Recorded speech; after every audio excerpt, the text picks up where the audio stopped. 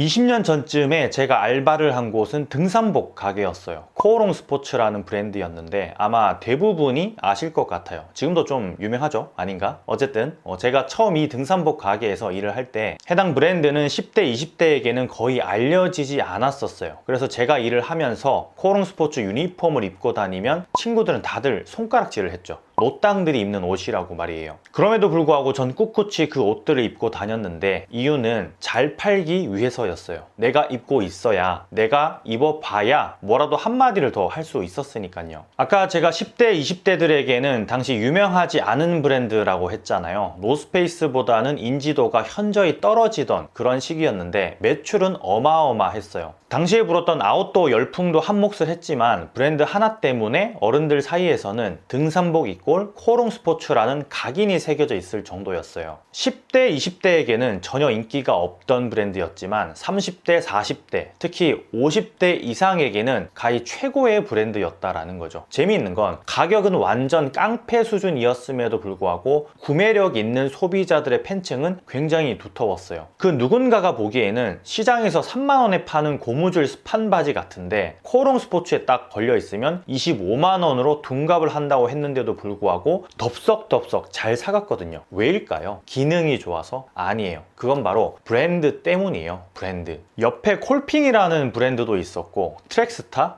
블랙야크, 밀레, 기타 등등 다른 브랜드들도 많았지만 매출은 코오롱 스포츠가 압도적이었죠. 품질이 좋아서 혹은 어떤 점주의 역량이 뛰어나서 잘 팔렸다는 본사의 분석 리포트를 제가 보기도 했는데 그건 순전히 본사 직원의 꾸며낸 어떤 한 스토리였을 뿐이고 브랜드 인지도가 90% 이상을 차지한 거였어요. 덕분에 코오롱 스포츠 매장을 운영하던 사장님들은 당시 꽤나 돈을 많이 벌었죠. 주변에 있으면 한번 여쭤보면 아실 거예요. 실제 전국 매출도 당시에 점주 관리자 모드로 웹상으로 조회를 해볼 수 있었기 때문에 매일매일 저도 체크를 했는데 주변 지점들과 백화점 매출을 보고는 말도 안 돼라는 반응에 거의 연속이었어요. 50평이 채 안 되는 매장에서 하루에 3천만 원, 4천만 원씩 매출이 찍혀 있었거든요. 믿을 사람이 거의 없었죠. 코오롱 스포츠 점주님들만 아는 사실이었고요. 실제 코오롱 스포츠 점주님들 사이에서는 주변 가게들에게 본인 매장의 1일 매출을 이야기하지 않는 게 거의 불문율이었어요. 괜한 시샘을 받을 게 뻔했거든요. 지금도 코오롱 스포츠가 가맹 사업을 하고 있는지는 잘 모르겠어요. 제가 해당 브랜드를 축혀 세우기 위해서 말씀드린 건 아니고 단지 브랜드의 힘이 이토록 대단하다라는 걸 이야기하고 싶어서 꺼낸 거예요. 지금도 장사가 잘 되는지는 모르겠어요. 다만 10년 이상 지속되고 있는 매장 수가 많은 걸 보면 좋은 브랜드 이미지를 유지하고 있는 건 사실인 것 같아요. 여러분은 혹시 마음 점유율이라는 말 혹시 들어보셨나요? 영어로 하면 마인드 쉐어라고 하는데 우리 마음에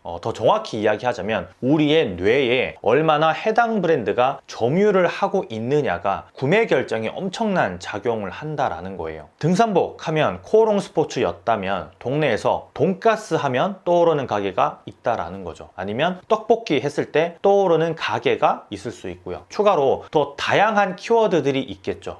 염색, 감기, 마트, 해장국, PT, 또 치킨, 구운 치킨 등등등 이런 키워드들을 떠올렸을 때 내 뇌 속에서 번뜩 떠오르는 매장이 있다면 그 매장은 이미 우리의 마음을 점유하고 있다라는 거예요. 이게 장사에 있어서 특히나 이 동네 장사에 있어서는 엄청나게 중요한 거고요. 제가 최근에 뱃살을 좀 빼고 싶어서 샐러드 식단을 먹어야겠다라고 생각하고 평소 전혀 관심도 없었던 샐러드 파는 곳을 검색했어요. 저희 동네에서. 그리고 어느 한 가게를 알게 되었고 그 매장을 이용하면서 이제 동네에서 샐러드를 사 먹을 때는 샐러드 하면 그 가게가 가장 먼저 떠올라요. 이미 제 마음속에 뇌 속에 점유를 하고 있다는 증거죠. 아주 유명한 사례가 하나 있어요. 바로 펩시와 코카콜라 실험이에요. 다들 아시겠지만 간단하게 제가 설명을 좀 드리자면 1990년도에 펩시에서는 한 가지 실험을 해요. 당시에는 펩시가 지금보다 더 코카콜라에게 상대가 안 되던 시절이었어요. 그래서 펩시 스스로가 판단하길 펩시가 코카콜라보다 맛이 뛰어나기 때문에 이것만 입증을 한다면 마케팅에 도움이 되지 않을까 하는 하는 것이었죠. 이게 무슨 실험이었냐 하면 사람들의 눈을 가리고 펩시와 코카콜라를 마시게 한 뒤에 어느 게 더 맛있는지 투표를 하는 거였어요. 결과는 어땠을까요? 네, 똑같은 컵, 똑같은 양, 똑같은 온도로 콜라를 제공한 결과 53대 47로 펩시가 이기게 됐어요. 펩시에서는 환호했죠. 이 실험 결과를 토대로 마케팅을 해야겠다라고 생각도 하게 됐고요. 그런데 결과적으로 이 마케팅이 초반에는 조금 판매에 도움이 되는가 싶더니 나중에는 결국 좋지 않은 방향으로 흘러가기 시작했어요. 네, 미처 생각하지 못했던 문제들이 생겨났기 때문이었어요. 그게 뭐냐 하면 바로 아까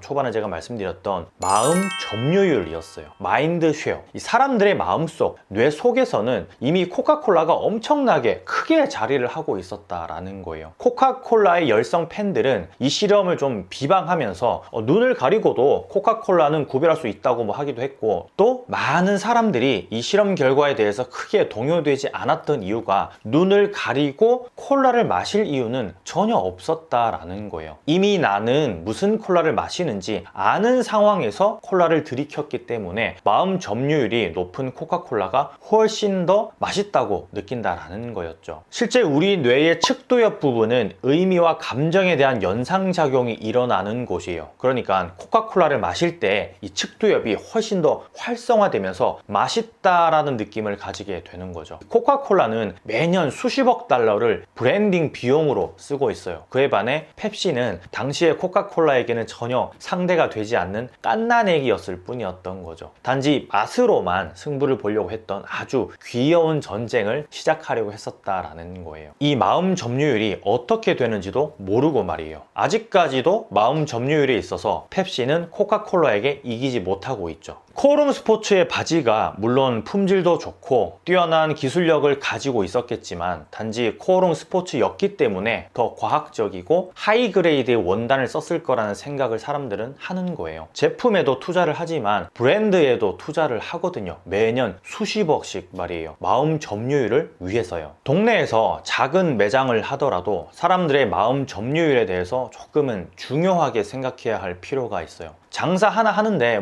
그런 것까지 생각해야 돼 라고 하시는 분들이 대다수이지만 이제는 이런 것도 중요한 시대에 우리가 살아가고 있기 때문에 필요한 부분이고요. 거기는 목살이 진짜 맛있어, 삼겹살도 끝내줘, 이렇게 말은 하지만 목살만 먹어본 경험으로 이야기를 하는 사람들이 있어요. 삼겹살은 먹어보지 않았지만 맛있다고 이야기하는 거죠. 목살만 먹어봤음에도 불구하고 말이에요. 심지어 마트에서 파는 된장일 텐데 된장까지 맛있다고 하는 경우가 참 많아요. 왜? 마음 점유율을 그 가게에 빼앗겼기 때문이죠. 어느 동네를 가더라도 그 동네 주민들이 인정하는 맛집이 있어요. 그게 밥집일 수도 있고 아니면 디저트 카페가 될 수도 있고, 또 그것도 아니면 조금은 헤비한 삼계탕, 소고기집이 될 수도 있죠. 여기서 중요한 건 동네 주민들이 인정한 맛집이 되었다라는 건 이미 그 동네 주민들의 마음을 상당수 점유하고 있다라는 뜻이에요. 모든 동네 거주민의 맛집은 단숨에 주민들을 사로잡은 게 아니에요. 필살 비법은 없어요. 아주 천천히 맛으로, 분위기로, 서비스로 차곡차곡 기간을 채워나가면서 동네 주민들이 인정하는 맛집이 된 게 분명하다라는 거죠. 그래서 인터넷에 떠도는 그런 맛집 말고 진짜 맛집을 가려면 택시 기사님이나 동네에서 오랫동안 슈퍼를 운영하고 있는 사장님들에게 물어봐야 한다고 하잖아요. 실제로도 요즘은 맛집을 그런 사람들을 통해서 가기도 하고요. 일부러.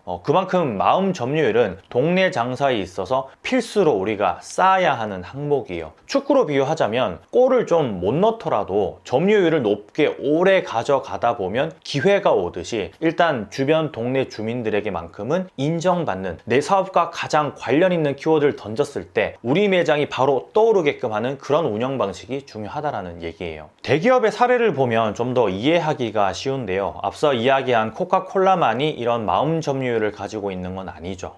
자동차로 비유하자면 BMW는 완벽함이라는 단어의 점유율을 가지고 있고 포드는 강인함, 신뢰감을 가지고 있어요. 가장 대중적인 예로는 나이키가 있죠. 무언가 나이키 신발을 신고 있으면 농구를 할 때도 점프를 좀 더 높게 할 수 있을 것 같고, 나이키 축구화를 신고 있으면 달리기가 더 빨라지고 공을 멀리 찰 수 있을 것 같은 그런 느낌을 가지는 것, 이게 바로 마음 점유율에 기인한 것이라고 생각하면 돼요. 보통 전문가 집단에서는 이걸 브랜딩이라고 표현하죠. 하지만 동네에서 작은 매장을 하나 운영하고 있는데 이 브랜딩을 한다라는 게 참으로 쉽지 않아요. 무언가 전문가들만 하는 것 같고 말이죠. 다만 아무리 작은 동네라도, 작은 가게라도 경쟁사는 반드시 존재하기 때문에 브랜딩이라는 관점보다는 손님들이 느끼는 플라시보 효과에 중점을 둬서 운영을 하면 이 브랜딩이 아주 자연스럽게 돼요. 그러니까 브랜딩을 해야지라고 생각하는 순간 뭐부터 해야 되나 라고 막막하기만 한데, 플라시보 효과를 입혀야지라고 생각을 바꾸면 무언가 아주 사소한 것부터 시작하게 된다라는 거예요. 자, 예를 들어서 고객 중에 누군가가 떡볶이라는 단어를 떠올렸을 때 우리 매장의 떡볶이가 떠오르게 하려면 맛을 표현하는 그 어떠한 키워드가 반드시 사용이 되어지고 있어야 돼요. 매콤한 떡볶이를 떠올렸을 수도 있고, 아니면 꾸덕한 로제 떡볶이를 떠올렸을 수도 있고, 고객의 취향은 굉장히 다양하잖아요. 거기에 맞는 키워드를 늘 사용해야 한다라는 거예요. 플라시보 효과가 생성된다라는 건 맛의 레벨을 1부터 10까지라고 정의 내렸을 때 실질적인 맛은 5일지언정 우리 매장의 떡볶이라서 8, 9까지 극한의 맛을 느끼게 하는 거예요. 그러니까 아까 펩시콜라에서 한 실험에서도 우리가 알듯이 맛은 실제로 다른 가게가 더 맛있을 수 있어요. 다만 우리 가게의 떡볶이라서 이게 어떤 재료이고 어떤 과정을 거치고 이 소스에 들어가는 수십 가지의 건강한 재료들 때문에 만드는 과정을 이 손님이 알고서 먹게 되었을 때 매장의 분위기에 이끌려서 맛의 레벨은 치솟아 오른다는 거죠. 코카콜라라는 걸 알고 먹었을 때 더 맛있다고 이 측두엽이 더욱더 활성화되듯이 말이에요. 뇌과학에서는 이걸 심성 모형화 과정이라고 하는데, 한마디로 이 눈을 감고 아무것도 모르고 무언가를 맛보았을 때 뇌는 일단 객관적인 데이터들을 쭉 모아 놓기만 하는 거예요. 그리고 이게